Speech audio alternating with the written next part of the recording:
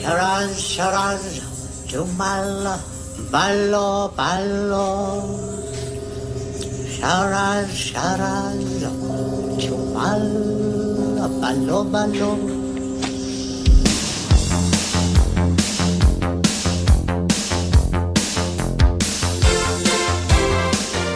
Concord Campery, creaking corpses, and creepy crawlies.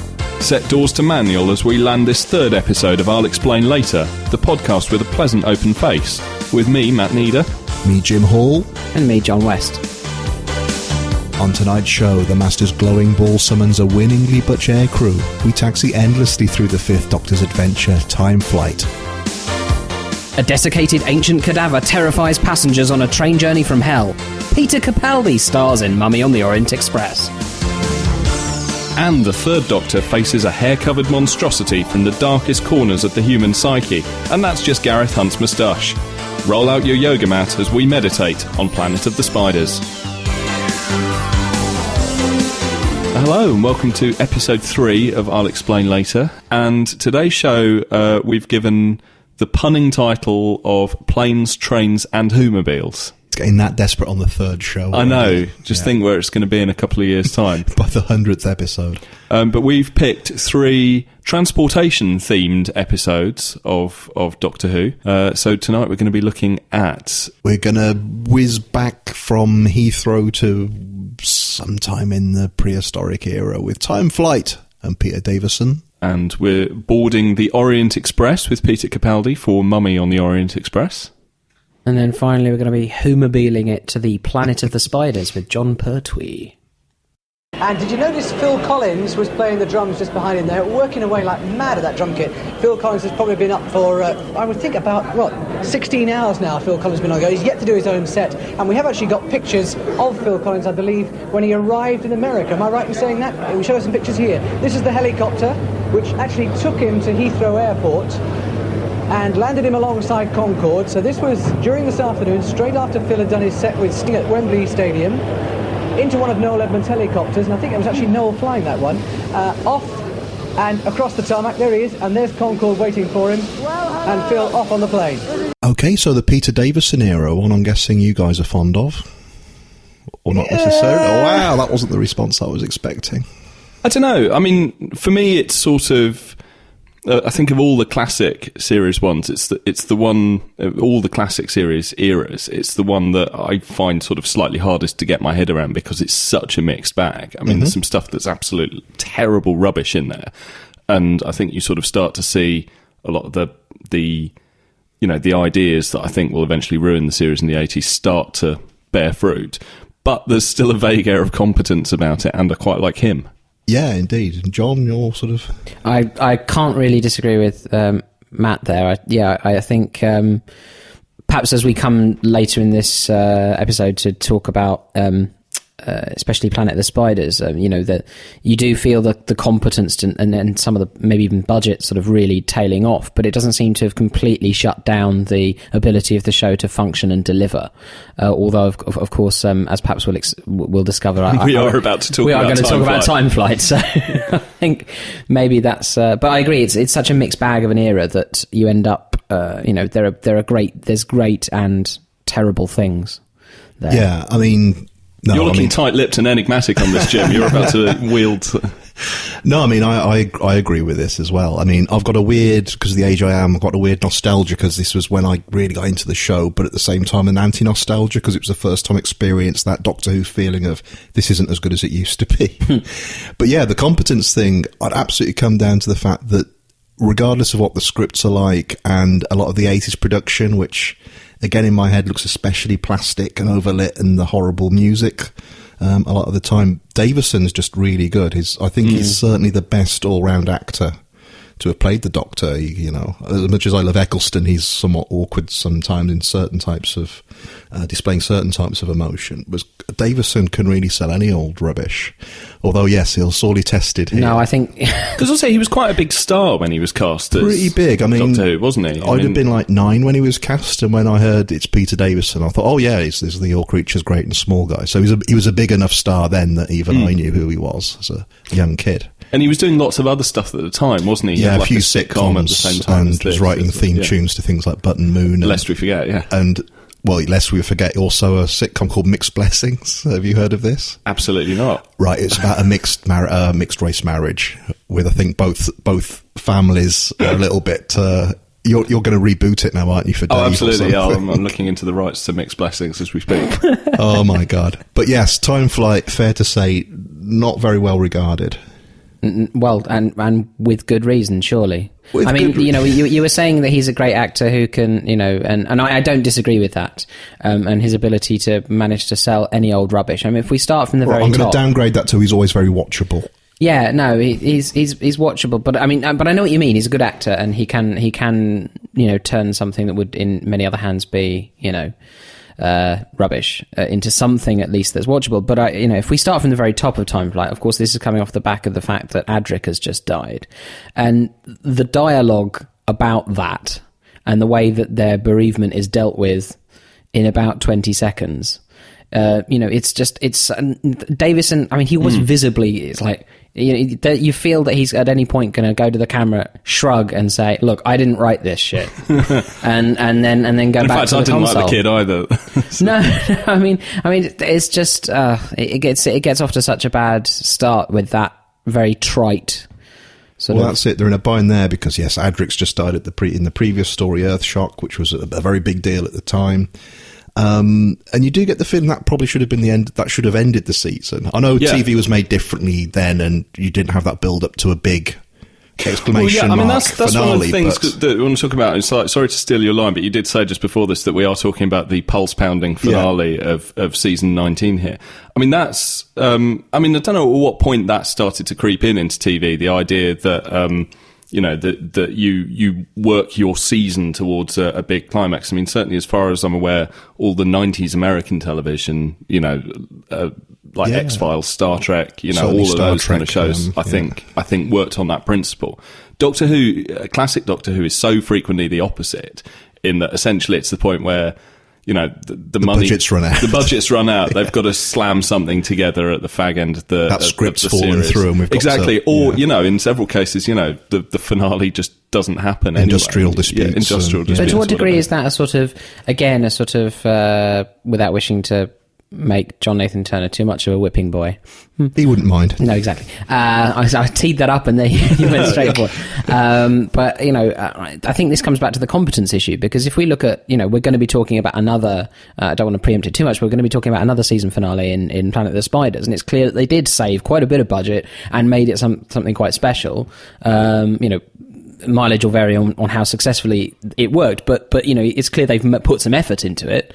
Whereas this is it's astonishing that they would choose to end the season with a Tegan departure. I'm not sure if it ever was that much of an imperative for British television, especially in the 60s and 70s series of Doctor Who were so long.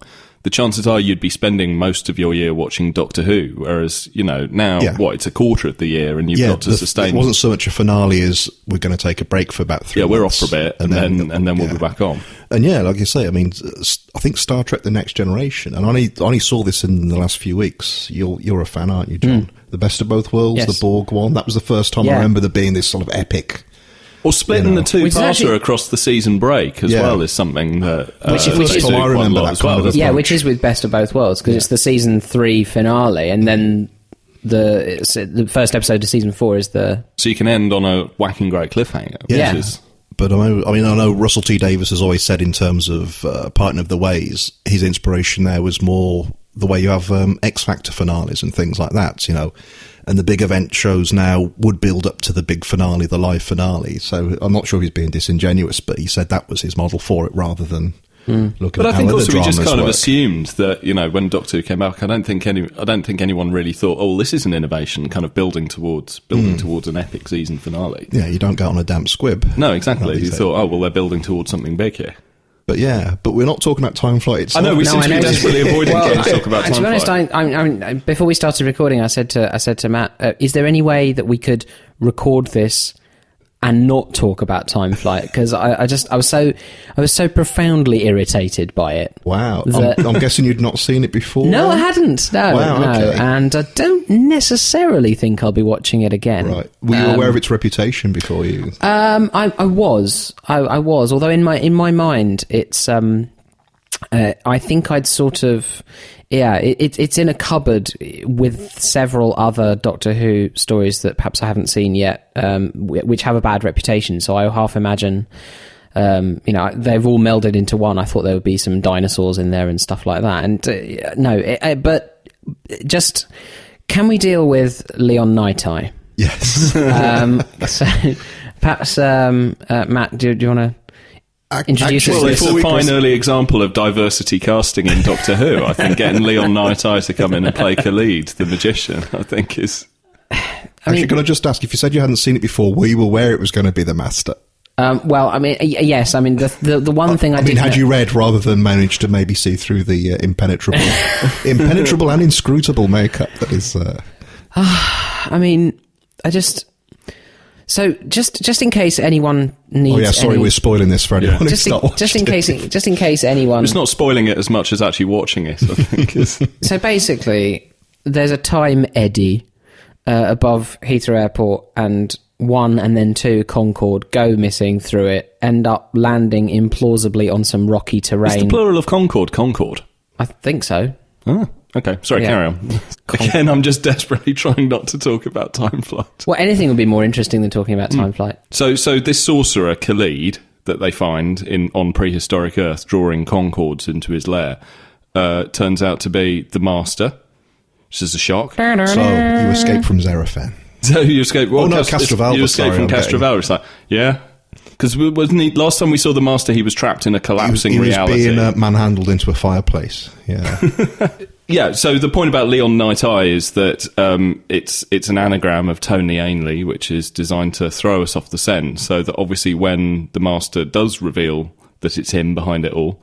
And I suppose the Master back for the season finale, that feels like quite a big deal, I guess, possibly. It would have been nice if we'd not seen him after Castrovalva. It would- yeah, that possibly. completed his little trilogy. In fact, I'd rather have seen him end with Legopolis. So it's a massively underwhelming reveal that it's the Master. My notes literally just say, oh, it's the Master. And then there's a lot of kind of questions that raises as well, like, why did the Master disguise himself as a sorcerer? And he gives up the disguise pretty easily as well to reveal himself to the Doctor. I mean, the whole thing feels pretty low stakes by his standard. It's not like, I mean, I know obviously now whenever they bring the Master back now, it's some sort of part of a big kind of clash of two Time Lords or I think something. it's better thought through these days. Yeah, well, he's just a guy doing some stuff, really, isn't he? Well, yeah. I mean, obviously, I now know that you two really, really hate this story, so I'm going to give it a little bit of love. Okay. There are some things I thought worked about it, but Yeah, we can talk maybe about not in the execution, but I think the setup's a really classic Doctor Who story. Concorde vanishes and winds up on prehistoric Earth, and there's this Arabian sorcerer there bringing it in. That's a classic mashup kind of idea that Doctor Who does, like Robot Yeti on the London Underground and stuff. There's weird things that are pulled together. Obviously, it doesn't work, in part because it's incredibly cheap. Yeah. And a common criticism of this is the production team must have known, and Peter Grimwade, who wrote it, has directed a few stories by this point as well. He must be aware of the financial limits of what they can achieve. However, I don't know, is that the best way to approach Doctor Who, thinking there's no way they're going to be able to do that? Well, I think... Or should Doctor Who be as imaginative as possible and think, well, the effects are kind of representative rather than But there are stupid, fooling you into thinking it's really happening? But I mean, there are silly things which I felt would have made the whole thing work much better. Like, for example, unless Khalid / the Master had, and either throw in a line that for some reason he's built a runway on prehistoric Earth, or just say he's tractor beamed the Concorde in, but just this idea, they landed. I mean, it's just, I know it's really silly, but just to bring it down to brass tacks, just little things no one's thought it through. No one's thought any of this through. And I think that's slightly the wider problem with this, in that I think, we're going to come on to talk about Planet the Spiders, which, not to preempt what we're going to say about that, but certainly my view is that is another story which is hampered by its execution in order to deliver its big ideas, but not disastrously so. I think from a storytelling point of view, this is where I think you start to see some of the rot kind of creep in that starts to dog Doctor Who in the 80s. In that stuff happened because people have that initial first quite good idea and think, oh, that'd be good, and then don't know how to push it further or execute it. And I think, even from the top, Adric dying in a fiery death at the end of the previous story is a dramatic idea, and clearly they all thought, oh, well, that would be a dramatic way for him to go. But then unable to then develop that further to sort of think, well, why is it dramatic? It's going to be because of the impact it has on his friends, or, it's what it represents in terms of just how it ups the stakes for the other members of the TARDIS crew. But no one seems to be able to deliver on that. And likewise, perhaps the most unforgivable thing about Time Flight is that it's for a story which has the setup that you've described of Concorde being drawn back to prehistoric Earth by an Arabian sorcerer, who's got some other agenda.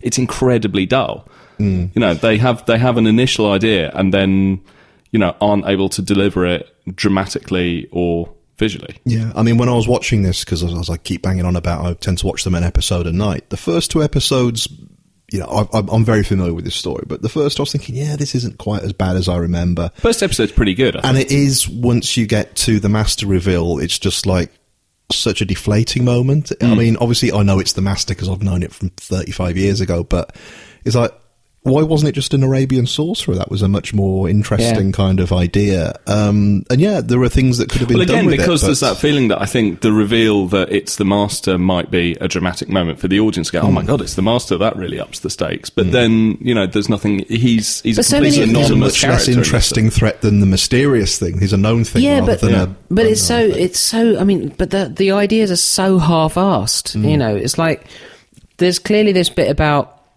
I mean, the idea that he's a sorcerer and that he's using this sort of incantation and mumbo-jumbo. Chim chimney, chim chimney. Chim chimney, chim cha-ta.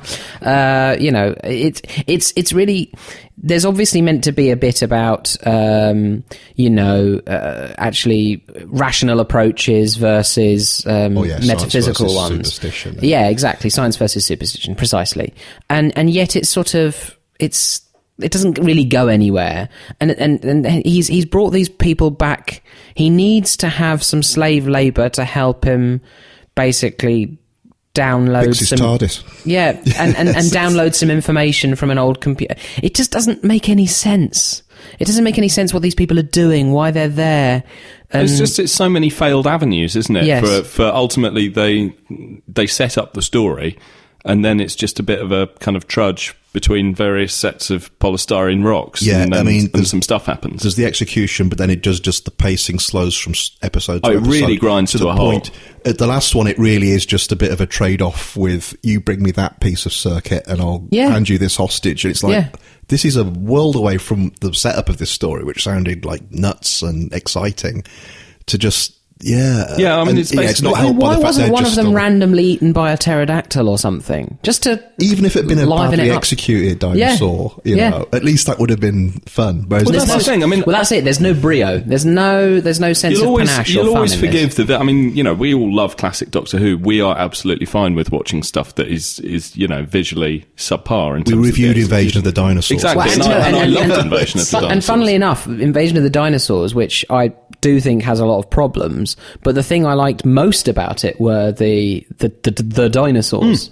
I thought they were great. So, I mean, if everyone else was selling it, I mean, Peter Davison's working his arse off in this in order to try and convey something. But ultimately, there's nothing to hold your attention once you switch off to the fact that the visuals are pretty poor. I mean, it's one of those stories where some stuff happens and the Doctor kind of sorts it out. Yeah, I'm going to say the airline crew are astonishing. I love it. They held my... You bounced around on the sofa there, John. No, I'm really glad you brought... Tom Cruise on Oprah Winfrey. I'm really glad you brought this up, actually, because I made a mental note I'm really glad you reminded me of this.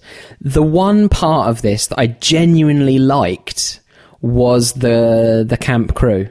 And they're So deliberately camp, aren't They are I mean, superb. I joked to Matt. I bet they enjoy their layovers because they are deliciously camp. I mean, right down to having they handlebar light up the moustaches. screen. It's like and the bits where they get to go into the TARDIS and sort of figure out how it works and stuff are great fun. Yeah, as Michael Cashman pre-EastEnders. I mean, it's this is it. I mean, watch it now. I was thinking, God, are they these? Because Grimwade was gay, and obviously JNT was as well. I mean, I was thinking, are they deliberately gay, or is this them trying to be a bit Jolly Holly Sticks and Bigglesish about it? They're sort of the way they phrase things. I guess we'll never know, but I suspect that they were trying to characterise them a bit sort of chap with wings there, that kind of blah, blah, blah, that kind of thing. But it is at least away. someone giving it something that's kind of, that's got a bit of energy. They're much more entertaining than Nissa, I've got to say. Well, Tegan and Nissa. We'll come to that. Yeah. But I just want to say one of my big regrets for Doctor Who is that Captain Stapley did not become a formal regular companion. Been Harry Sullivan for the 80s. I thought he was absolutely fantastic. And even though they're not by any stretch well-drawn characters, but he just had a certain panache and spirit, which I really liked, and sort of, having a go at piloting the TARDIS and that sort of thing. There was a bit of agency to him, which Nissa and Tegan both completely lacked in the episodes. Oh, completely, yeah. I mean, the aircrew had a real Monty Python feel. Well, they were just fun. They were actually fun in something that was otherwise really turgid. I mean, it's pointed out in the About Time books review of this, but even though I don't think Grimwade's a very good plotter or whatever... Although, in fairness, all of his scripts were during the Eric Saywood era, so we can't really get the true measure of them. You do watch this and get the sense that each character has their own voice. It's not like there's the professor it's in there just as a chunk well. of dialogue. Yeah. It's everyone has their own kind of way of speaking. There's some of Grimwade's stuff I really like.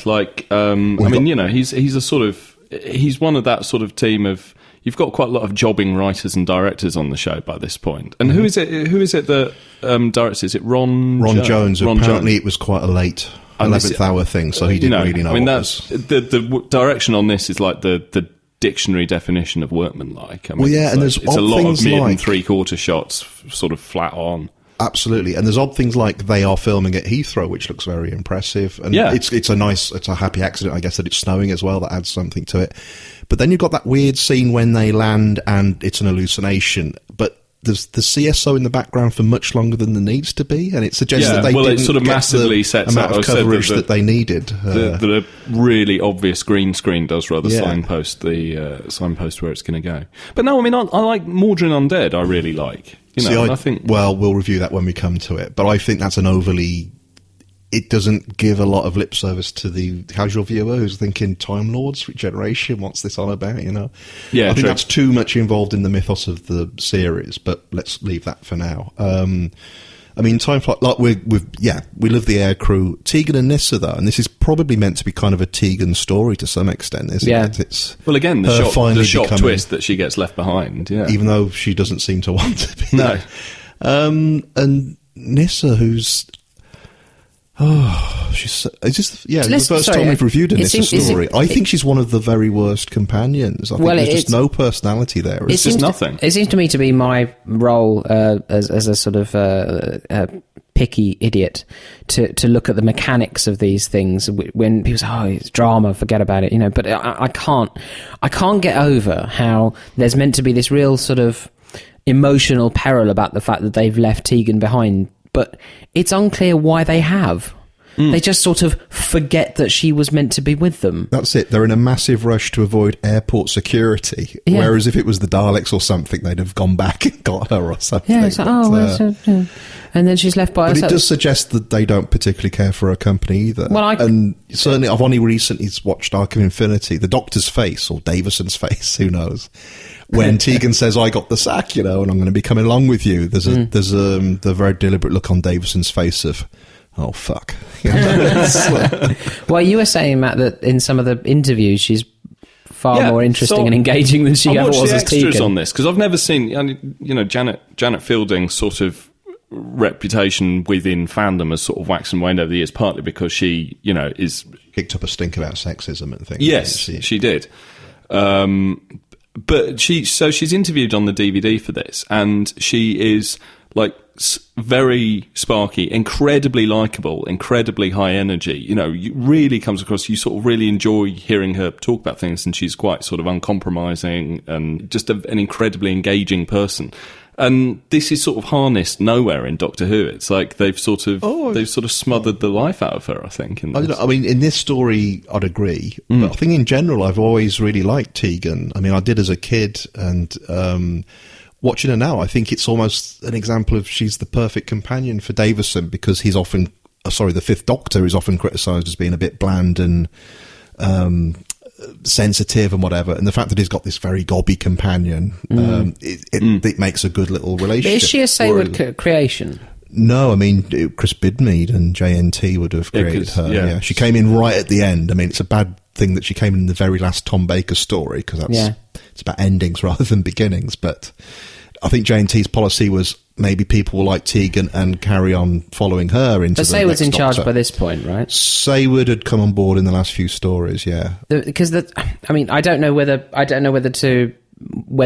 it's going too far to say this then, because I don't think I've seen her earlier stories, Tegan, but there seems to be, even if it's not Sayward, it seems to be part of this era, that there are these very brave characterization decisions taken in the 80s, sort of, you know, when we've already discussed you know, Colin Baker's the characterization of that Doctor as the troubled Doctor, the unlikable Doctor, the one who has a redemptive arc. I mean, you know, it's a stupid idea that we never saw. Well, no, but it's a stupid idea, but it's a very brave one, and I think it's a very brave thing to cast Tegan as an annoying, constantly complaining harridan.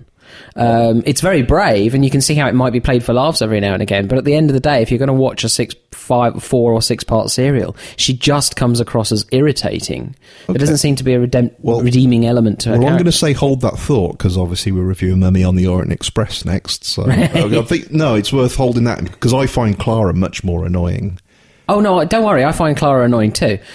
So whereas we'll get to that. Here I do, like, just to say it again, I find that she works well with the Fifth Doctor because there's a sparky quality between them, whereas Nyssa is just they probably thought, she's a clever scientific type, but she just seems incredibly bland. It's not even Nissa's got history with the Master as well, which is presumably made that a dramatic. My problem with Nyssa is that she's just there. Yeah, I wish the listeners could have seen your face contorting there. But she's just there. There's nothing else. She's just there. She's got a little cameo on her neck, and she's got a nice little sort of Victoriana top. I was thinking, I've got a note here. She gets covered in bubbles. An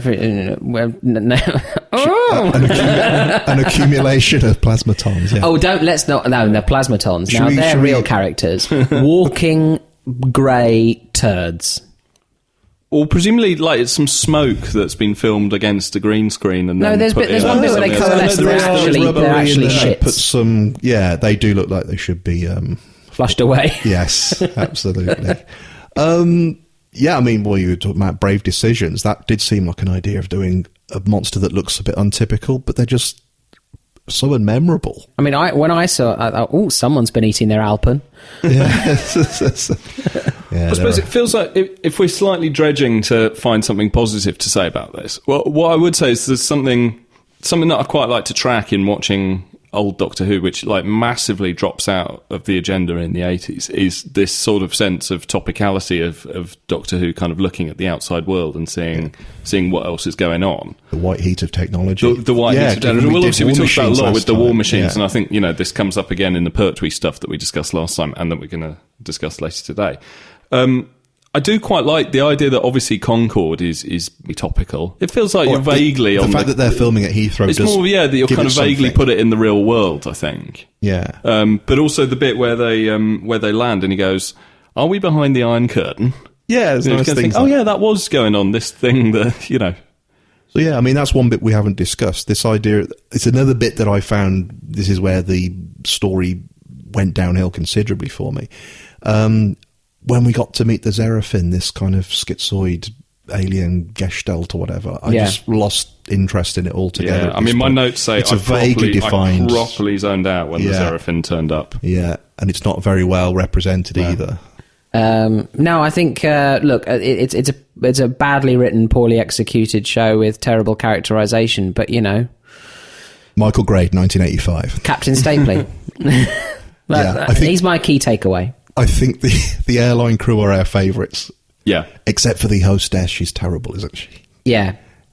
I would massively favour the airline crew getting their own series of Big Finish spin-off adventures, I think.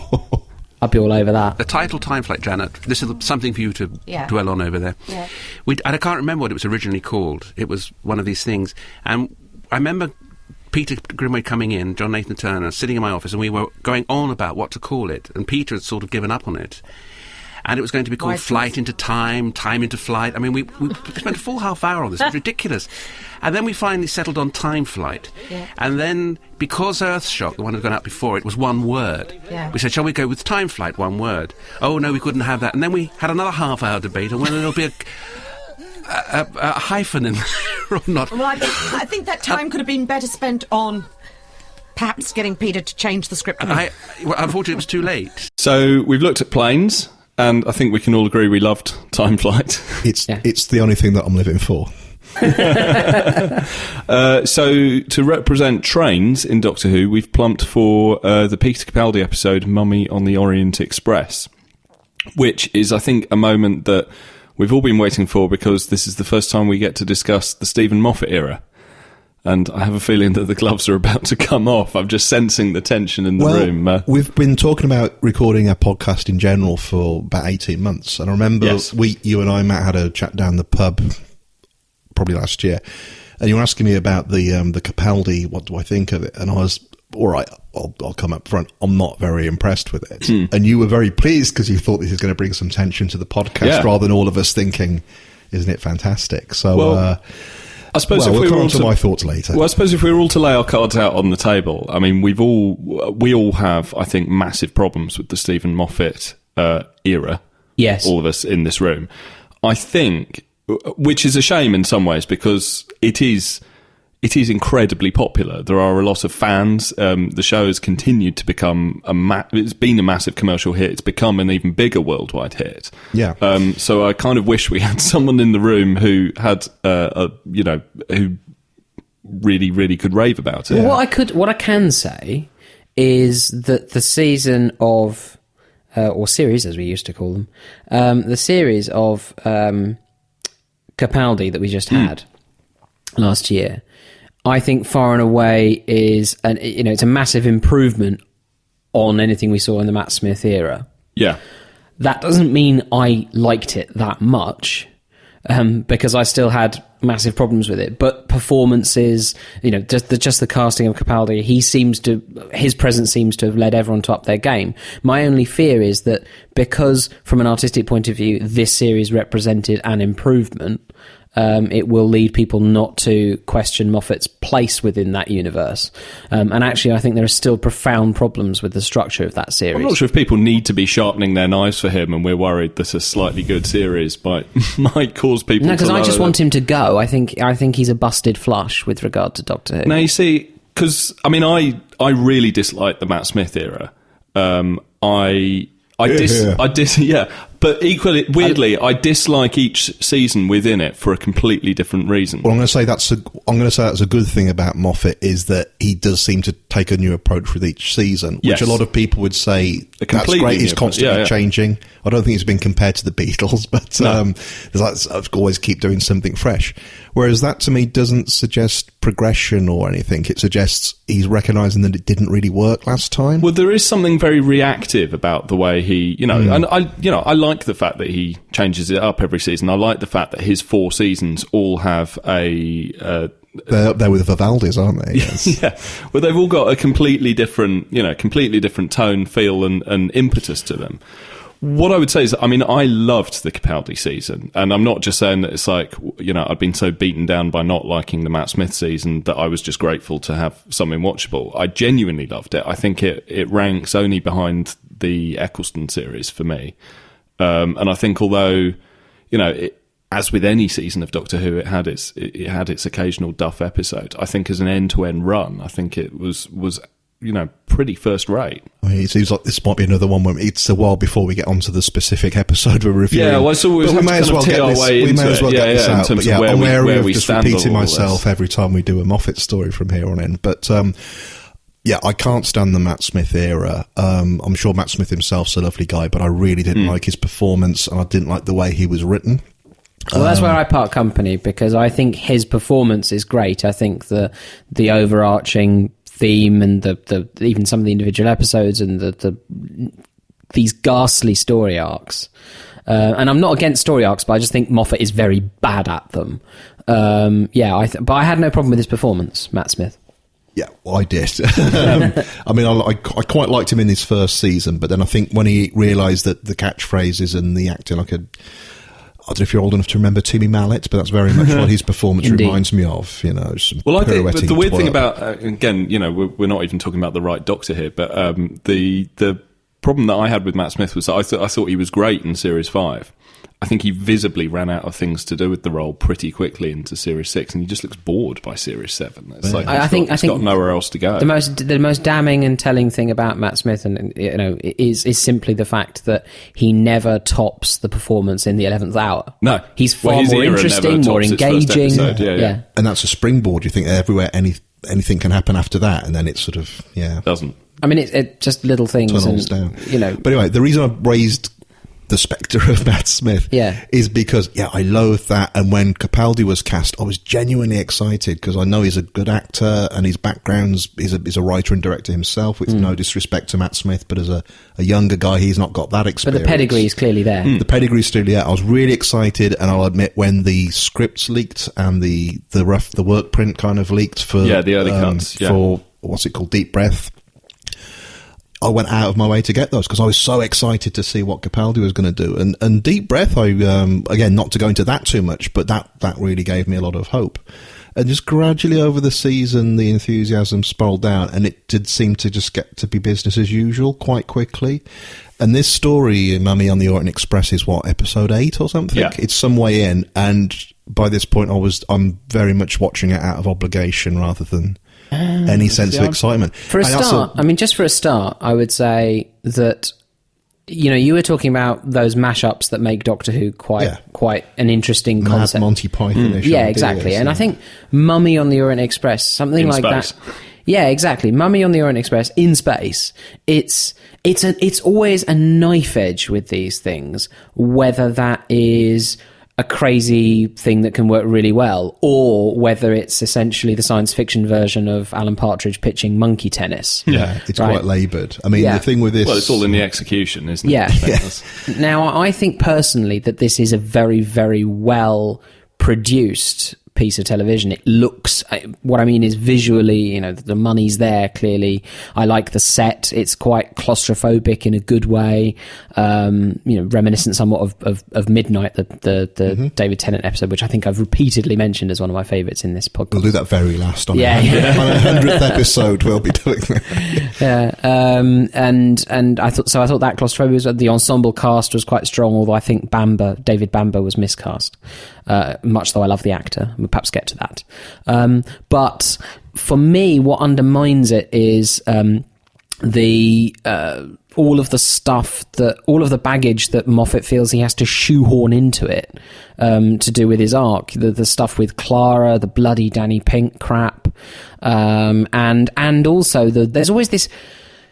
Whenever I watch a Moffat episode, I'm sighing constantly that every little thing that gets mentioned I might need to remember for some future episode. And when they introduced the villain here, Gus, this artificial intelligence, this artificial intelligence sort of thing voiced by John Sessions, I thought to myself, oh god, this is going to be a thing. I'm going to have to remember this for the next 5 years. And so there's just this Pavlovian response I get now every time Moffat introduces an idea. A hanging thread.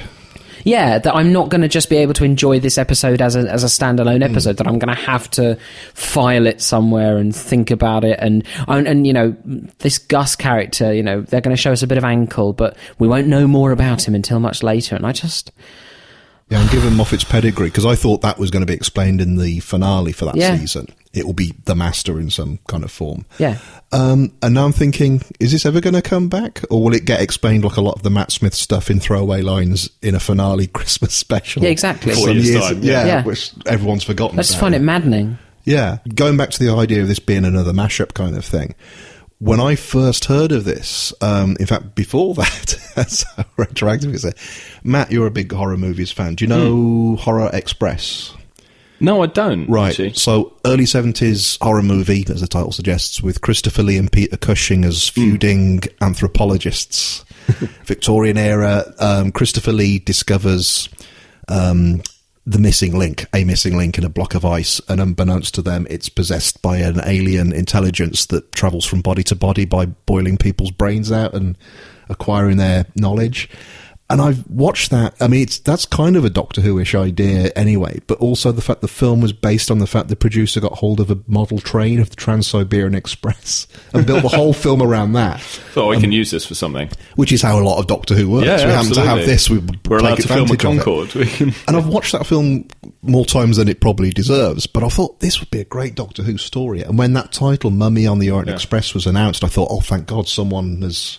probably Gatus or someone has seen it and suggested they should do that. And so I'm kind of measuring this not just against whether it's good Doctor Who, but whether it's as good as this cheaply made 1970s Spanish horror movie. And it's kind of got the iconography of it, whatever, but just doesn't have any of the umph of this old horror film even. Doesn't that sound a great title, Mummy on the Orient Express? Oh, it's a weak pun, but...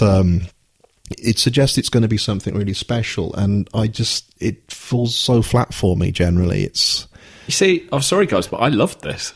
Well, go on. We've been laying into it for the last 5 minutes. And the thing, in some ways, is weirdly, I mean, you always want to be able to judge something on its own terms. And I think, all of us have a bit of a blind spot with Moffat, especially John explaining his sort of Pavlovian response, in that there's all sorts of other stuff niggling at the background.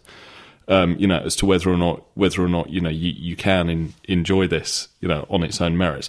I have to say, one of the things that I really liked about this season was that it kind of it did correct, I think, all the storytelling issues that I had with the previous seasons. I thought that the balance of arc to standalone was pretty much on the nose. I thought the ongoing arc that he was trying to tell was a simple character story, and certainly one that I bought into. I mean, I like all the Danny Pink stuff. I think that works really well. But also, I mean, I think what I like with this episode in particular is that it completely sort of sets its stall out as being a kind of a leaner mode of storytelling than I think we've seen from Moffat. Well, it's not a Moffat script, but Moffat-led stuff previously. Yeah, we can't really say whether he broadly sketched out the ideas and gave it to... No, but I think we can assume as the showrunner that he, I don't think the script just turned up and he went, yeah, that's good. Yeah, fine, we'll do that. Doesn't Matt Smith... There's a Matt Smith episode where he's on the TARDIS phone and he says, "Oh yeah, it's a goddess on the Orient Express in space." Egyptian god, yeah. So, but then details like that you don't need to have remembered that in order to be. No, I'm not saying you do. I'm just saying in order for it to spoil this. And I think some of the problems with the Matt Smith era is that you're right. You have to keep hold of those details because nothing makes dramatic sense on its own terms if you aren't carrying that single piece of information from an episode 3 years earlier that you've seemed insignificant at the time. The fact is, I think even if you've done that, I think something like this, I think all of the episodes in this series, and there are a couple that I don't like, and by the way, I don't think this is the best of this series. I think, Listen, I think, is a phenomenal piece of work. Kill the Moon the week before, I think, is one of my favourite Doctor Who's of all time. We have much to talk about. We do have a lot to talk about. But I just like the sort of the lean urgency of this. The fact they've got the 66-second motif is a really nice way of saying it's a nice way of setting out your stall again for how you can do a 45-minute episode of Doctor Who that stands alone. All right, it's something different that we've not seen before, although I'm arguing whether it's a good thing or not. I mean, it seems very much like a gimmick rather than something that really improves. It's totally a gimmick, but I think it... And it's a gimmick which, well, for me, that's familiar from... I read Philip Sandifer's review of this, and he said it had a lot to heads-up displays on first point-of-view video games. Whereas for me, it reminded me of the Amicus horror movie The Beast Must Die, in which Michael Gant... I think you have to work out which of the guests at a country house turns out to be a werewolf, and have the werewolf break, which counts down while the audience has to guess which of the actors it turns out. No, I'm actually with Matt on this. I think this countdown thing worked very well, and I think the thing that I really liked about it was that at the point where they knew that they had to sort of scientifically examine this phenomenon, although it's on the face of it horrific, you know someone will die at the end of it, it's pretty much every time it's played for laughs, which I think is actually quite fun. I think that's well done. Whereas to me, that undercuts what could have been quite, probably not scary, but, atmospheric. But I think the fact that someone's going to die is scary enough. And the fact that someone then narrates it for laughs, kind of that gallows humour thing, it just it feels very British to me. But then also it's the Doctor who's quite often doing that as well. And I mean, and again, I think that's one of the things that I really like about the series is that the approach that Capaldi takes on playing him is like genuinely you don't know where he's coming from on stuff. The idea that this idea running through this episode that he's cold and unpleasant and unfeeling and just wants to solve the problem, and then at the end Clara looks to him for some sort of reassurance that no, he knew what he was doing along and he knew he was going to save them, and he actually says, well, and he takes a third way out of that and says, actually no, I didn't know what was going on. Sometimes the only choices you have are bad ones, but you still got to make a choice. I don't know, I mean, I feel like, and again it's writ large across this whole season, I feel like it's a sort of it's a philosophical inquiry into what kind of a guy the Doctor is, that isn't just him as galactic celebrity, which is what they pushed during the Matt Smith I think era, that would have worked if it was used more sparingly, but like you say, it's been driven into the ground by this point. It's not a throwaway thing like it is in, say, Pyramids of Mars, when there's that Sarah's questioning whether he acts in he responds in a human way to an individual death, and he doesn't. He's thinking about, well, that's happened, and we've got to stop all these other people that might die if we don't stop this. This is, again, a just big thing with Moffat. Much as I love Capaldi as an actor, I think he could be pretty much the best Doctor, really, if he were allowed to do it. But they've decided after Matt Smith's the potty professor, this guy's now the sort of snarky guy who's just very, baffled and annoyed by humans and seems to be insulting people all the time. There's no light and shade in that kind of portrayal of him. Also, I find, and I know you got a problem with Clara, Jim, but I find it pretty tedious that Clara ever questions the Doctor's, in this episode and actually throughout the season. I find it irritating that she questions whether he wants the best for people, because he's clearly straining every sinew to make the situation as good as he possibly can. He's very detached. She'll get the same answer as the previous 7 times she was asking it. And it's exactly. And it's, of course, he's more detached, and that might be quite sort of upsetting if you're very used to this warm and engaging person, but it's utterly evident that he's trying his best to be dispassionate in order to get the best outcome. I can't even begin to see where you would think this guy doesn't care. It doesn't come across to me. Well, I think the slight problem with Clara in the season, because again, I'm going to be the dissenting voice on this again. I think Clara works really well in this series, and I like her storyline, and I like the way she basically has to work out what her relationship with the Doctor is.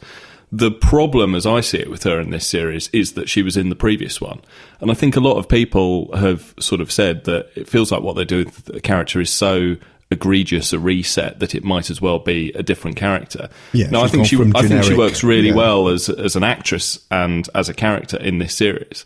And so I think retrospectively, it's a shame she was in the previous one, because oddly, they've fixed all the problems with her character, as far as I'm concerned, in this series. But the fact that they've done so essentially just by doing it completely differently sort of still makes a nonsense of it, because she was there for, Series 7. But I don't know. I don't know. I buy it. I buy into it. I buy the... Okay. Well, the specific things to talk about this episode. Do we like the mummy? I think it's a good design. It looks really good. So I am kind of surprised that I don't enjoy the story more. But I think a problem there is, again, it's something that no one else can see, and I'm not really sure of the wisdom of that.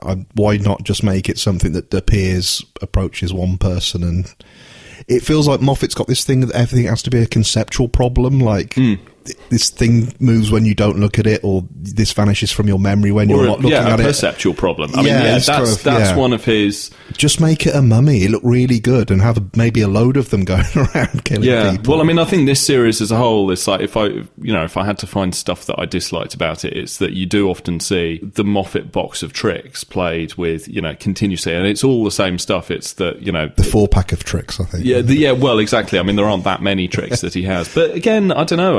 think that the execution of them is generally deployed well, that they don't bother me. I can sort of say that, oh yeah, we've seen that before.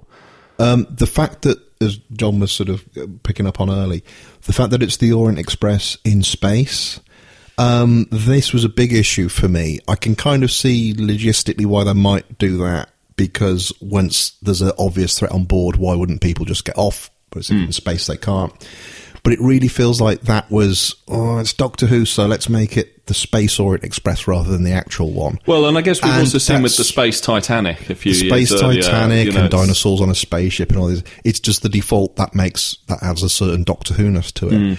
But I had an issue with that because clearly they'd spent a fair bit doing these few effect shots.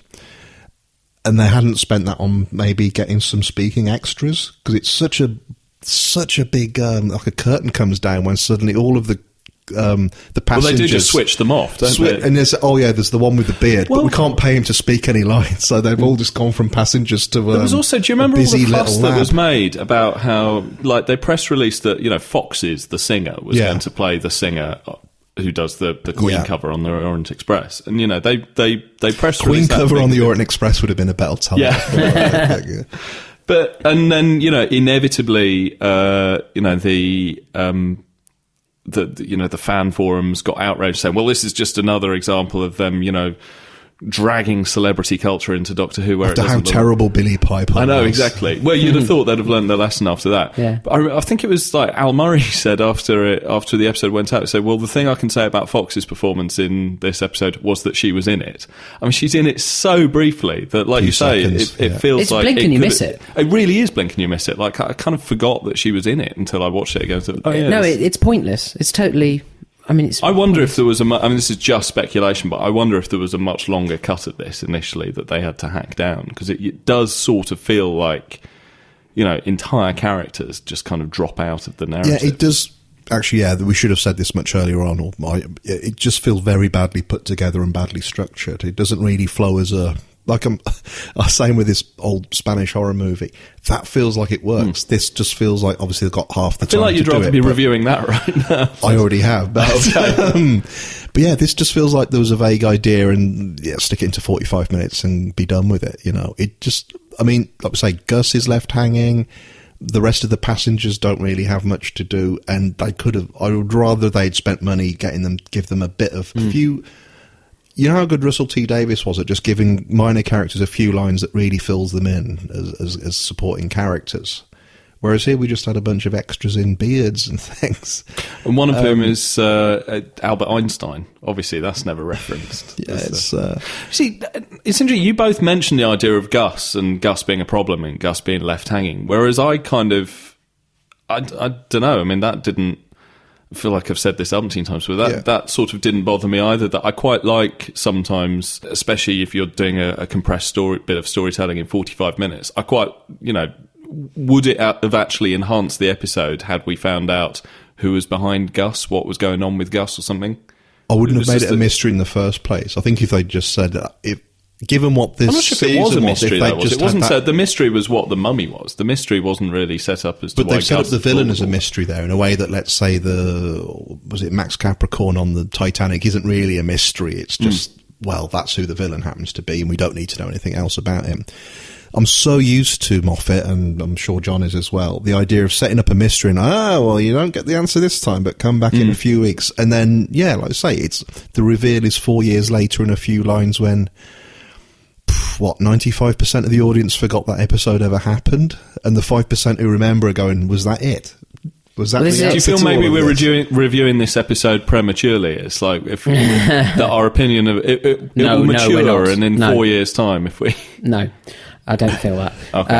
I do. No, I agree. It was set up as a mystery because there were questions about who's behind him, who's doing, and also the whole purpose of what was his purpose. He wanted to reverse engineer this thing so he could use it, but what for? Was he just said it was the ship's computer and it had got curious because it had so many scientists on board? Yeah, that would have been enough. Just fine. Yeah. And then if later it was revealed that actually it was also the pawn in some other thing, fine. But it's just, I don't know. It's just, I want to say I don't have any problem with the fact that it's the Orient Express in space. I'm happy to buy any gimmicks like that. I'm happy to buy the 60-second. You're folding your arms very aggressively as you say that. I liked it. Confrontational. I thought it was visually very good, and I really liked the. You were saying that sometimes in the Moffat era, although this of course wasn't written by Moffat, it was what Toby. This was Jamie Matheson. Jamie Matheson. I thought that they didn't. You were saying that Russell T Davies was better at fleshing out characters quite quickly. I thought what was his name, Professor. Morehouse, yes. The Professor Morehouse character, so memorable, I remembered his name. Professor Morehouse character, I thought he was quite good, although I did get the impression that was partly to do with the acting. I do think, though, that the ensemble cast generally was pretty good. I felt, as I've already mentioned, David Bamber was miscast. He's an excellent character actor. People will remember him. He has Moffat pedigree, of course, doesn't he? From Chalk. Yeah, as a sort of Basil Fawlty-esque deputy headmaster in a 1997 to 99 sitcom, if I recall correctly. But also he's terrific as the extremely oily and disgusting Mr. Collins in the Andrew Davis Pride and Prejudice. And he's been in Rome, and he's a very good character actor. I don't think he convinces as a post-traumatic stress disordered former army captain or whatever. Well, he's rather he doesn't too really fey get for much that. screen time either to kind of go into that. And again, to be honest, that was one of the threads that did leave me wondering again if this was something that had been overrunning and was sort of massively cut down. Well, yeah, because the whole reveal at the end of why was the mummy there? Oh, it's a soldier with high tech. It felt like that was there just to shoehorn into this theme that Moffat's got running through the series of the Doctor who doesn't like soldiers in the military. Well, also it doesn't really tally with the fact that you've got the David Bamber there character as a traumatised soldier as well. It sort of feels like that's something that's been left hanging, really, isn't it? That the mummy, those two mummy things is could have also been a tied soldier. together. You'd have thought that you wouldn't expect that to be a coincidence. I just don't think Bamber is a fantastic character actor, but I don't think he qualifies as he's not number one on my list of people to play grizzled, beaten down former soldier. He's a great bureaucrat. He's a great arse licker. He's a great sort of he played in Rome. Leave your personal life out of this. He plays these oily and subservient characters who want to be on the rise or climbing a greasy pole. He plays those characters superbly, but I just think. I mean, the thing is, I'm not familiar with him because I've not watched these shows you've mentioned. I liked his character in this. I think he was quite a good little foil to the Doctor because, he was a guy trying to, in his own way, as small-minded as the Doctor can be, focused. I thought that worked quite well. So I was fine with him. The thing is, but that's the thing. He's perfect as a jumped-up little Captain Mannering-esque ticket inspector. But the backstory of him having been a soldier who done horrible things and seen horrible things, I just didn't really hang. If J.J. Abrams reboots Apocalypse Now or something, well, he'll be in there. I love the way you've got David Bamber as if he was the big guest star in it. Frank Skinner was in this as well. Frank Skinner was also in this, although John generally does get pretty excited by David Bamber. So I'm a Bamber. Well, if you want to follow John's Bamber podcast, I'm a Bamber bitch. On its 300th episode. No. Frank Skinner delivers a decent performance. I mean, he's all right. I don't think the character's given him very much to do, to be honest. It's just like, Frank Skinner can be in this, so we'll give him a few lines as the engineer. They've given him a nice costume. I actually quite liked the sort of rueful departure when he's offered the opportunity to be in the TARDIS and he turns it down. I got the impression that the character was written to be quite enigmatic and you weren't sure whether he was involved in it, and actually turned out he was a good guy, but he didn't really go anywhere with that. I feel it did seem like it was. He's obviously going to be behind it all. Yeah, which, and then, even though that was obvious, I'd have probably preferred that to this Gus thing. Yeah, me too. No, and I thought that would have been. I was actually looking forward to the reveal of him as the villain. I mean, I'm now wondering if they could have maybe combined his character with the ticket inspector and Because Yeah, true, actually. Yeah, Yes. it almost feels like, I'm not sure how this worked, but I'm not sure if, because, yeah, obviously we know Frank Skinner's a very big Doctor Who fan and had lobbied for a part in it, but whether they got this part to accommodate him or whether it was there anyway, because just as a script on its own merits, I'm not sure what that why you'd split those characters. What I did like about I really liked that scene right at the end where the Doctor offers him that opportunity to join him in the TARDIS, and he turns it down and says it's really not for him. And I think that's something that's quite interesting. That sense of he's looked at the peril and he doesn't like it. In a way that perhaps that could have been played with slightly more after Adric's death in Time Flight, this sense of, well, actually, what does it mean to be travelling with this guy? We could get killed. We're going to lost our friend. And he takes one look at that after one incident and says, no, thanks. So I thought that was a good scene. I quite liked that. But generally speaking, it did feel like the engineer character... Yeah, I feel with the whole thing, really, if you're going to do a pastiche of Murder on the Orient Express, Murder on the Orient Express works so well because there is a clear villain who is dead at the very beginning of it, and spoilers. Sorry. First Time Flight. Now spoilering everything. But also, if you're going to pastiche Murder on the Orient Express, I do feel there's an element to which they should all have done it for a very compelling reason, right? That would be the way to pastiche it. And we're introduced to all these characters, and only by virtue of the interesting performance, whether it's Frank Skinner wantonly or otherwise being enigmatic, the chap who played Professor Morehouse, and Bamber, who, although I think is slightly miscast, is still interesting to watch. But you don't really care about any of these characters. I didn't care about them. I certainly didn't care about Maisie. I was like, when I heard she was going to be the next victim, I was delighted, and I was mortified that she didn't get it. Moaning little so and so. Yeah, no, I mean, she was just, Yeah, no, I mean, a big disappointment for me. But Matt, come on, you're the man who's behind this. Well, no, I mean, to say, like, I really got behind it. I think just because it represents sort of what I'm quite happy to say is a workaday episode of Doctor Who. I don't think it was the most outstanding episode of the series, although generally I thought the standard of the series was very high, and I liked this.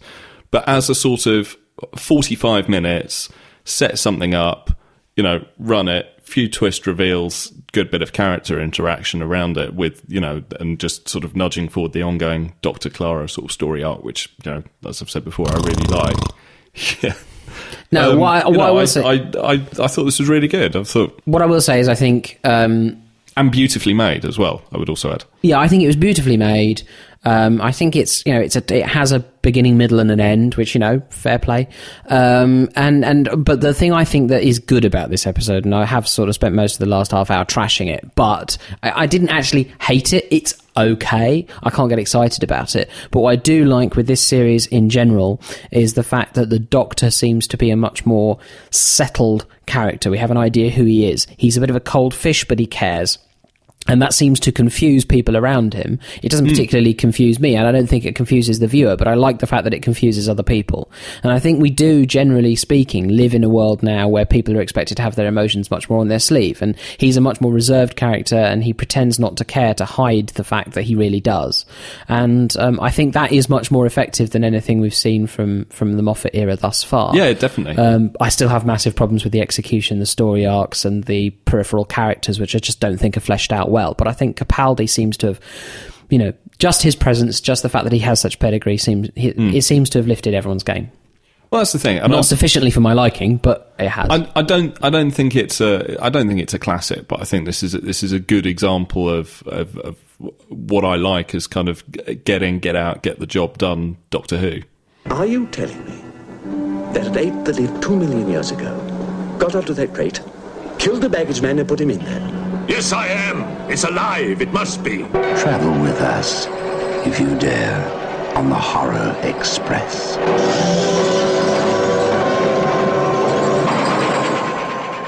So the automobiles, or it should be Whomobile segment of this Planes, Trains and Automobiles podcast. We've plumped for Planet of the Spiders, the 1970s. I was going to say, if it was Whomobiles, that you don't have a huge number of stories to choose from in terms of what we could... No, indeed not. But yeah... And we've done the other one already. We have. But yeah, Planet of the Spiders, 1974. Obviously, it's a regeneration one. Pertwee to Baker, Tom Baker. And the first story where we hear the word regeneration. Is that right? It is. Well, there you go. The reason, of course, that we've chosen it for the sort of automobile segment is because of this wonderful chase sequence in episode 2. Well, you say sequence. Yeah, I was going to say it's more the entirety of episode 2. I'm going to lay my cards on the table. I loved this. I loved it. The chase episode, or the whole thing? The chase and the entire thing. I think it's brilliant. It's a real romp. They've clearly thrown a lot of money at it. There's location stuff. There's a hovercraft. There's some bad CSO, but I forgive mini helicopter. Yeah. Who needs a realistic alien world when you've got a one-man hovercraft? Exactly. And a speedboat, and a lake, and you've got a policeman who's a stupid comedy policeman caught up in a chase. You won't believe what I've seen, Gov. Sorry, can I just stop you there? Did anyone, because it's been a while since I've watched this now, what was his name? Was it something like Corky something? The actor who played him, I was fascinated by and looked up, and he was like quite a minor northern comic with a name like Corky something.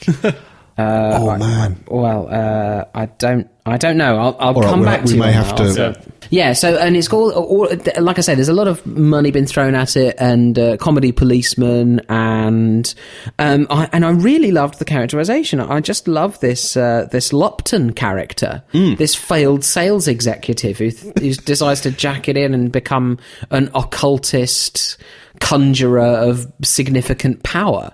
That's brilliant. It's like something from a Lindsay Anderson film. Yeah, absolutely. I mean, right from the very beginning of it, when they're doing this chanting over this bizarre sort of occult picture that they've got, it's really atmospheric. Cobwebs and things which are indicative of the spiders to come. This power relationship between Lupton and the spider, his wonderful tweed sports jacket, everything about this I absolutely loved. And on top of everything else, you've got Pertwee, the Third Doctor's hubristic, his passion for knowledge, which is ultimately his undoing, and or the undoing of others, actually, and the scary fact that his thirst for knowledge is actually endangering others, and that he's becoming too big for his boots and needs to realise his place and confront his fears. All of this stuff is stuff that's quite new Who. Yeah. But actually it's delivered here perfectly. That's exactly what I was going to say, actually, is that it does, and I think we touched on this a bit when we talked about Invasion of the Dinosaurs. And Pertwee's performance, it's interesting by the way, that, like, fantastic. Season 11... and in fact, how this trails back throughout the Pertwee era, we sort of think of that as being sort of archetypal old school Doctor Who, but this feels incredibly modern. The idea that, I mean, it's littered with story stuff. I mean, this all hinges on something that happened a year earlier in The Green Death, which is a very morbid kind of detail to sort of throw in. But also the idea of that you are building towards an epic season finale here. This is definitely something that... the end of an era. The end of an era. But in terms of, not just in terms of scale of how you're representing the end of everything, but the wrapping up of story threads that have been seeded all the way through. So, I think what I said last time about Invasion of the Dinosaurs is that I like the sort of the slow dismantling of the Pertwee era. And the fact that that's, pushed to the extreme here, you've got Mike Yates back as a civilian, but who wants to sort of redeem himself. You've got all the callbacks to the Doctor's first trip to Metabolus 3 and the crystal, which sets everything off. That is his wedding present to Jo Grant, who's obviously still out there travelling the Amazon with Cliff. Yeah, which is obviously represented in the novelisation, but for some reason they didn't put in the TV. Oh, has the book got a whole Amazon sequence? It's got a little prologue with Jo going up the Amazon, yeah. Oh, brilliant. Probably wouldn't have looked as good in wherever they'd have filmed it. Probably looked like Power of Kroll if they'd done it. It's probably best left to the imagination. Yeah. But no, I think it's fantastic, this, and it does build towards. Weirdly, like season 11 is sort of seen as being the poor cousin of the rest of the. I think there's Pertwee a feel era, that isn't it? Pertwee had peaked, and this is kind of a weird. it's coming back down the other side of the hill. It's kind of, he should have gone out on a high or something. Well, also, you're a long way from like the classic setup of, you've got the Master, you've got Joe Grant, he's stuck on Earth all the time. I mean, that's the big thing I want to say about this. It's quite well documented that the original plan for the finale of Pertwee was going to be him and the Master having this big epic battle. It was going to be called The Final Game, and we were going to find out what the relation was. And it sounds kind of like what ultimately happened in The End of Time, the Tennant story.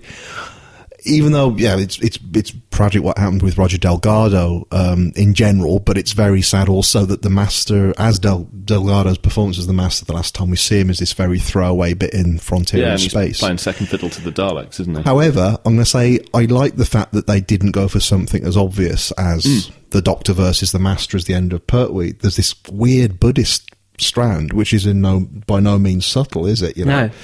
And it is obvious the show works best when I think it is aimed. It's pitching itself at a younger audience. So to introduce them to Buddhist concepts, I really liked. I love that. It's the Doctor facing pretty much himself almost. Isn't it? It's not just the Buddhism. Sorry, just busting, but the Buddhism and meditation stuff isn't just a sort of detail that they put in either. I mean, it's rigorously researched. But Barry Letts was a huge. Obviously, because Barry Letts was massively interested. He was up to his elbows in it. But, yeah, exactly. I mean, I think it's quite interesting that we choose a spurious thread to link three stories together for this podcast. A weak pun. We chose a lame film-based pun. But actually, not only is the connection, of course, this plane, trains, and automobiles thing, but we've got two stories in this podcast in which there is a perhaps in retrospect culturally dubious representation of a Middle or Far Eastern sort of shaman or whatever. Choji still feels less offensive than Khalid. Absolutely. That's exactly the point I was going to make. Because I think on the Doctor Who Top Trumps cards, he does have a lower rating on racial insensitivity. Yes. But I completely agree that those ideas are really embedded. I mean, it's really interesting that those ideas about selflessness and considering where you sit in the universe and your place as insignificant and being happy with that and just wanting to be satisfied with what you have.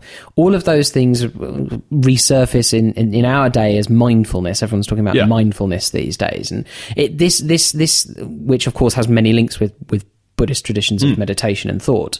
This is absolutely key to this story, and it's really interesting, and it plays so well with the Doctor's hubris. And the other thing that I think is really interesting about it is that it says, well, actually, it can be a double-sided coin, because you can, through that, also go into a feedback loop of negativity, which is what, of course, the sort of meditation that leads to the manifestation of the spiders is about. That you can go too far with that there's a happy medium. That it's really complex and quite well balanced, well judged. I think, and it's an exciting adventure. Yeah, and there's a hovercraft, and beyond that, and there's a hovercraft, and there's a comedy policeman, and a comedy policeman, and for that reason, I think it's a brilliant. It's a distillation. If Pertwee's era had gone off the boil slightly, and we talked about the invasion of the dinosaurs. Yeah, we talked about that, and I had massive problems with that. But for this, it seems like everyone's brought back. It's got all of the classic elements that you'd want from Pertwee: bit of unit, bit of location filming, chase sequences, excitement, and then this added layer of complexity, the Buddhist thought stuff, this dull but adequate career that Lupton had, which because he fell foul of some cost-cutting measure and became a bit older, he became this unrivaledly embittered person who needs power above everybody else, this petty sort of fascism. I just to have all that. Yates' redemption storyline, and an alien planet as well. I mean, it's not the best alien planet in the world, but that as well as everything else. And a West Country yokel with learning difficulties as well. Yeah. Let's not forget. That's another thing actually, that for a six-parter, and like six-parters in this era they can drag terribly. It does a good job of just sort of continually turning on its heel and giving you sort of something else pretty much every episode. Well, yeah. And it does feel like a sort of a nice selection of 25-minute sort of scenarios rather than just something that's been combed across to the whole time. I mean, the two big criticisms this gets certainly nowadays is, this thing we've already discussed, the Doctor's greed for knowledge, and people go, well, he's not that greedy for knowledge, is he? And just think, well, yes.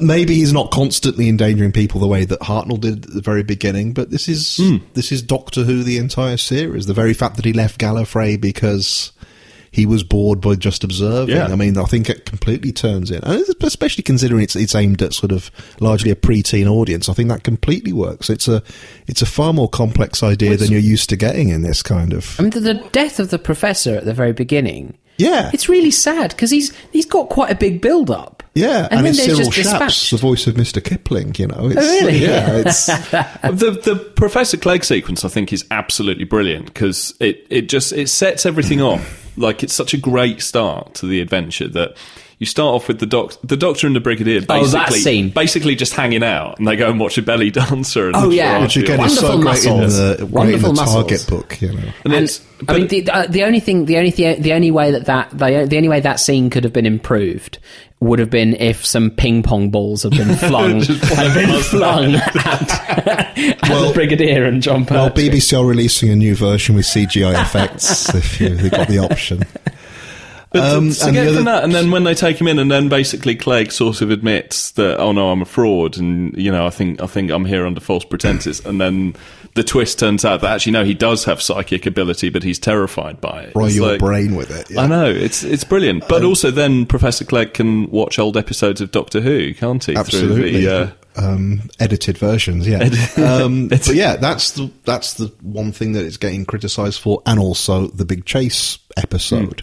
Which, as I keep saying, I watch these an episode a night. I really enjoyed that. And it's indulgent fun. It indulged you. I suppose if you watch it in a big 2.5 hour chunk, it might be a bit trying. But watching it night after night, you were getting the sense of, bye-bye Pertwee. I'm waving at the microphone now. So that episode really did feel like, yes, that's a big part of Pertwee's era. Yeah, the action-packed stuff. And it was, I enjoyed it. It's just it's that slow dismantling of the era. So, you know, the Brigadier is sort of, and I think it's a deliberate thing. He's not an authority figure anymore. No. We've sort of seen that he's, you know, in Invasion of the Dinosaurs, basically all he can do since the Doctor's gone back into space is sort of just hang around and hope that he turns up to sort it out. Yeah. Now here he is with a woman on the side gawping at belly dancers. This is it. People smarter than me have pointed out he's quite like Graham Chapman's army major. So stop, this is getting silly now. He's that kind of just blustering authority figure. Yeah, constant sort of looks to the camera and all that kind of thing. But no, I think it's a fantastic story. I would say the thing that I only picked up on this, like watching Pertwee episodes now, is that you do feel that the era is quite... It feels authored, and you feel very much the hand of the writers, and you feel the conflicts among the writers as well. Because John and I were discussing this the other night. You've got authors who do sort of wear their politics on their sleeve. So you've got Malcolm Hulke, who was, you know, sort of fascinated by communism. Yeah, and member of the Communist Party. You've got Terence Dicks, who, you know, for all his reputation as cuddly Uncle Terence, he's massively reactionary conservative. Quite small C conservative. Yeah. We're going to say large C conservative. Well, I think he veers between the two, but I mean, he's very much... Happy 80th birthday, Terence. Happy 80th birthday, Terence Dicks. He's on record on the DVD extras of saying that, you know, he was appalled by the idea that the Doctor would, you know, regret his thirst for knowledge, because that's not what a strong hero should do. A strong hero should have the courage of his convictions and see it through. Then you've got Barry Letts, who is, you know, fascinated by Buddhism. And then Robert Sloman, who is, you just get the impression that he's a guy who is basically just reading the papers and is very worried, but isn't sure what to think about everything at this point. And you feel all of those kind of politics kind of come into play, often within the stories themselves. Just these sort of shifting sands of... That's a really good point. I'm going to say this probably gets to the number of why I love Doctor Who as a character, which is there's the old phrase, a camel's a horse designed by committee. Doctor Who's a benign intellectual designed by any number of people who have an idea of this is what we should be doing, the more enlightened people. But obviously, because it's so many people, he's got so many rough edges to him.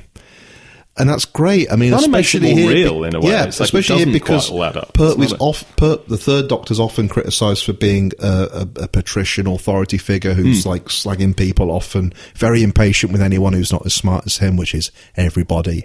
And then this is a very Buddhist kind of story. And the fact that you've got all those different voices going in and coming out with this weird kind of accumulation at the end of it. Well, that's the thing. In less successful eras, you could, because I mean, we talk about the debates, the conflict between John Nathan Turner and Eric Saywood, and all these kind of ideas where the storytelling, again, people with different views as to what they should be doing, ultimately weakening the product.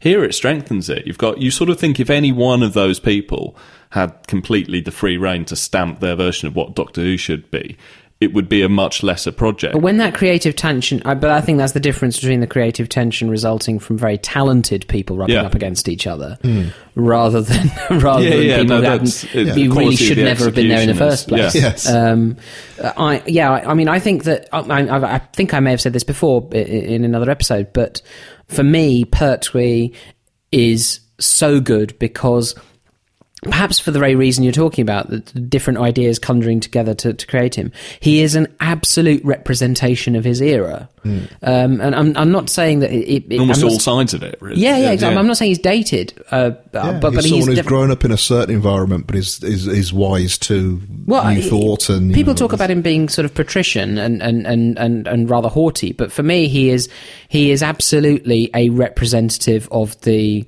Buttskalite post-war consensus.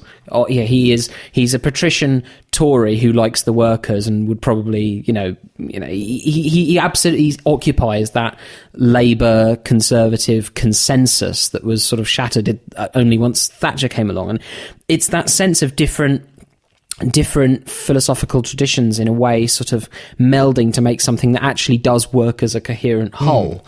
And I think it's very interesting to see this character, this patrician character who's quite sure of himself, quite sure of his synthesis of thought and the fact that he's fair to these people, fair to them, confronted with the idea, actually, no, hang on, are you being hubristic? Do you need to take stock? Do you need to consider what you're doing? And adding that Buddhist element, actually, it really makes it very interesting. And as a summary of his era, I think it works perfectly. Well, as a finale, to give him a crisis of faith, like a sort of an internal crisis of faith, and there's a hovercraft. Brilliant, it doesn't. But yeah, no, that's a wonderful scene, even though it's marred by bad CSO, when he's actually in the cave of the Great One at the end, and is this the first time we've seen Pertwee possessed? I think it might be, actually, yeah. Or, being a puppet. When he's walking around in a circle, it's... that performance is wonderful. It is. I mean, obviously it's got bad effects, but that's selling it. It's a really disturbing... We've never seen the Pertwee Doctor scared before, I think. No. Not really. No. And I mean, as much as I love the early Tom Baker stuff, he's being possessed or whatever. Baker's really good at screaming, or at least pulling that face when he exposes his teeth. You're kind of used to it, whereas for Pertwee, this is such a bizarre thing, and I think it's such an appropriate way to go out on. The guy who's gone from super confident to, screwed. I actually really felt this... I felt this sadness and this peril and this fear about seeing this man who has been so assured, not sure, frightened, scared. And I thought Pertwee's performance in that was really, really good. I do want to also comment on Liz Sladen, because I think she's very good in this too. I know it's something of a joke that we've made before, but I like the fact that she does appear to be trying to investigate an actual story and do some journalism. I always feel that she works best in that, perhaps in that context. I think she's one of an ensemble cast in this that is very, very well drawn and very detailed. I mean, in terms of things that might feel a bit iffy now, I mean, obviously you mentioned Choji's accent, although we sort of forgive it because... Evan Lindsay's from the right hemisphere. Yeah, fair enough. But the other sort of character in this that's probably worth talking about is Tommy, the mentally disabled character. I just stopped. Learning difficulties is the correct term. Is it? Yes. Okay, yeah. Well, yeah, and already... Well, no, actually, I was going to say already we've shown a greater sensitivity to those issues than perhaps the writer might have done. But actually, although it's a bit clumsy in terms of how he's initially presented, I did find his transition slightly moving. Yeah. Because actually, this was the one bum note for me, because nowadays you would never, ever have a character whose redemption is the fact that their learning difficulties are removed. Were a problem in the that's first very place. true. Yeah. They would have to, these days, if you were writing something, you would never say, well, problem solved by some magic crystal that restores him. Actually, now it would be the reverse. It would be everyone else decides that they have value in themselves anyway. Yeah, it? exactly. Rather than you've come up to everyone else's level. Exactly. It would be much more. Actually, Tommy is really valuable. Like, he saves the day by remembering. But that's reflecting the values of the era, though, isn't it? I agree. I don't think. Look, I don't think it's. The point is clearly not that it's going out of its way to be offensive. No. Yeah. In fact, if anything, that whole thing's more about the Buddhist element, isn't it? Yes. It's but about... I thought the way his, and I don't know whether it's just that I just thought it was a good gimmick more than anything else, but the way his sort of obsession with pretty things. Pretty. Yeah, exactly. But then when he, after he's had his intervention with the crystal and he's reading the poetry, and then he's reading the poetry and he says, that's pretty, his aesthetic appreciation. I don't know. William I thought Blake that was just, specifically. William Blake specifically, he found to be pretty as well. A guy off his head on drugs in Peckham Rye most of his time. Yeah. Plenty of those these days. But I don't know. I mean, I just thought that was a sort of an elegant gimmick. I don't know. I mean, it's the kind of thing that... Yeah, I mean, I'll be fair to it and say I think that's more the Buddhist idea of him transforming rather than... Yeah, nowadays you'd be more sensitive about it, as hopefully you would be if The Unquiet Dead was made now about... But that's a discussion for another day. You would be less clumsy, yeah. What do we think of the colonists with their West Country accents and porno tashes? I would.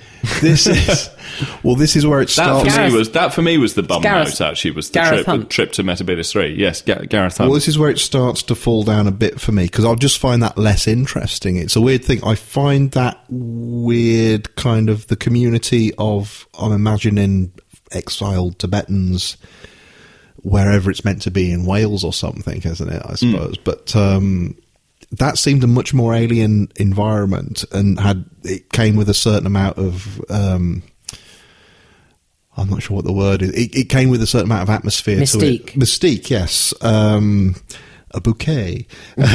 Whereas once we got to see S.O. Metabilis, that was quite a dreary kind of I agree. Star Trek. I don't know whether the colonists are not necessary. You could still have gone to Metabilis had it been run by the spiders. It feels like padding almost. Yeah, I agree. Well, it almost feels like that's where it does the sort of the slump that you get in most classic Doctor Who, where it becomes what classic Doctor Who does. Having, I don't know whether it's just that introducing another 12 characters to the narrative at that stage would be a bit of a stretch, but they are nothing like as detailed or interesting.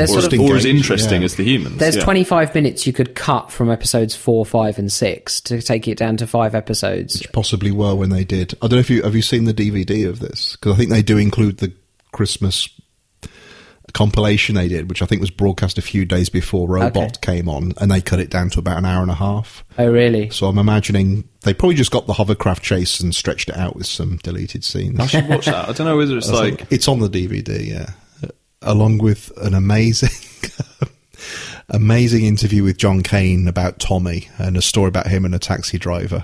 While we're on the colonists, forget Gareth Hunt, Jenny Laird as Nesta. Is this one of the most amazing performances you've ever seen in Doctor Who? Is she the one that I couldn't work out whether she was his wife the older or his lady, mother? yeah. That was, Ben General matriarch. Sorry, yes, figure. It's an astonishing performance. There's a definite decision to put them all from the West Country, though, isn't there? Yeah, to represent Alien. I'm not quite sure. I liked the Private Fraser-esque old man. The sort of we're doomed, he did it. We're doomed, but when they're all sort of wrapped up in the spider's web, waiting to be eaten, and he's sort of saying, "We'll never get out. We'll never get." And the Doctor is just sort of dislocating a shoulder or something, and no, he's doing his muscle tightening exercises so he can get out, which is such a beautiful Pertwee thing. I love the fact, by the way, that he comes out of that and his velvet remains immaculate. I mean, again, I know it goes without saying, but nice threads, Doctor. He looks terrific. Nice pun with the spiders as well. Yeah. So I guess I've also got to ask, are we bothered by the fact that the effects are pretty lousy in this? I'm going to say, obviously, it doesn't destroy the story, but it would have been nice if, because I think what I keep hearing is Barry Letts was overly confident in what CSO could achieve. Yeah. I think I wouldn't have minded this being filmed in a quarry if that would have been possible, or even a studio, you know. It is a little bit distracting. But like I said earlier, the scene with Pertwee in the cave, as bad as the back projection is there, whatever CSO, it's still a really great scene because of what's behind the scene, what it's about, and what's being conveyed. Actually, oddly, in that circumstance, the hyper reality or the sort of irreality or whatever, the unreality of that, that's one of the very few examples I can think of where it actually worked, because he was sort of out of his head and he wasn't thinking, you know. So in a weird way, it kind of feels right. But then obviously the Whomobile flying. But then you see, I love that chase so much. It's so full of brio. It's so full of energy. It's so wanting to be fun. Look what we can do. Yeah, exactly. That I just go with it, and I, you know, it's worthy of a little chuckle, but you go with it rather than finding it jarring. A weird thing, that scene with the flying Whomobile, badly CSO'd, was exactly what I was watching when I learned that Princess Diana had been killed.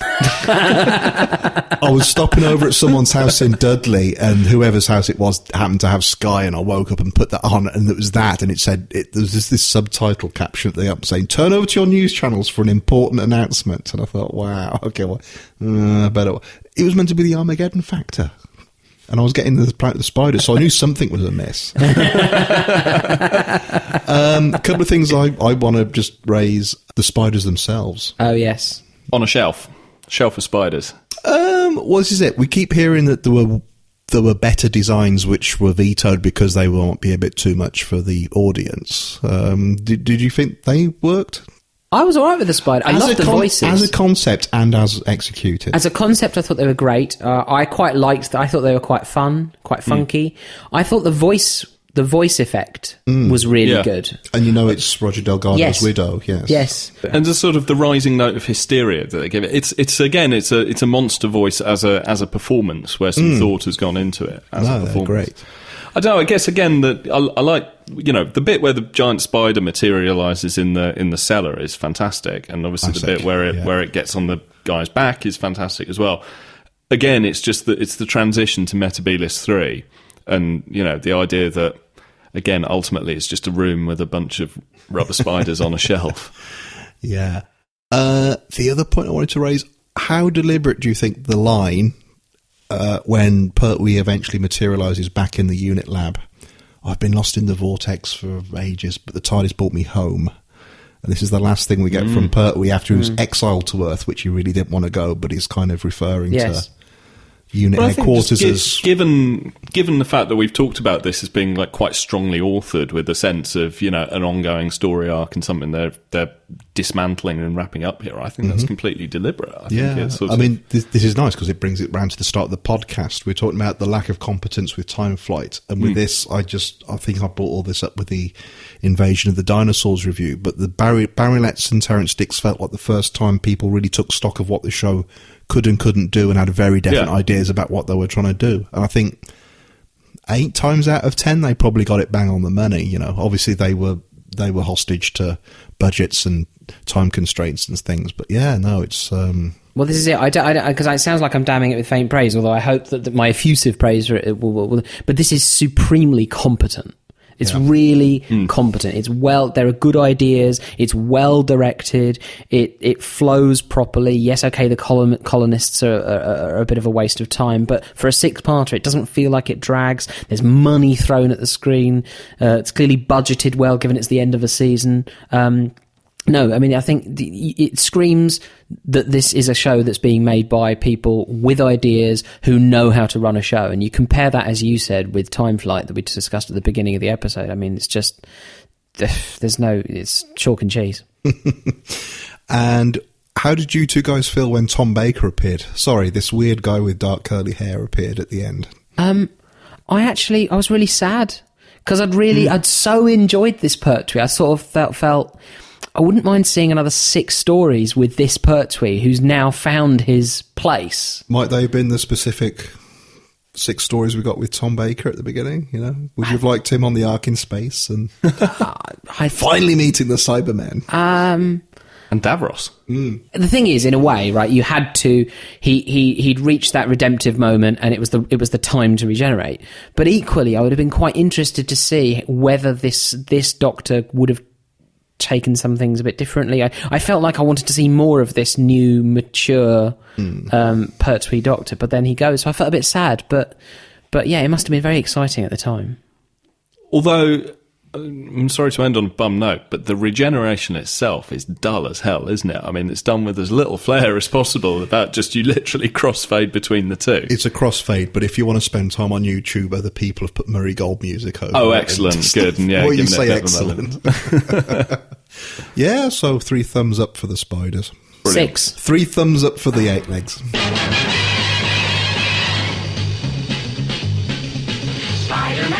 Spider-Man does whatever a spider can. Spins a web any size, catches thieves just like flies. Look out, here comes the Spider-Man. Is he strong? Listen. Okay, well, thank you very much for listening to our loosely transportation-based episode. Yeah, actually, talking of which, I've got to get off now. I've got a train to catch. Yeah, and the Whomobiles waiting for me outside. You're going to get CSO'd all the way home. I don't know if you're expecting me to do a joke. I live here. That's true, you do. Yeah, well, join us next time when we'll be discussing all 4 series of Torchwood. Wow. Good night. On that bombshell. Good night. We like the cars that go boom. We're Tigra and Bunny, and we like the boom. We like the cars that go boom. We're Tigra and Bunny, and we like the boom. Everybody just beep your horn. Just beep your horn. Just beep your horn. Now clap. Hit it. Beep. What was it in the end? Was it time hyphen? Look, I'm acting my socks off here, guys. Sorry. Listen, Sarah, there is no hope for this show. The only thing that we can do is make this commentary as interesting as possible.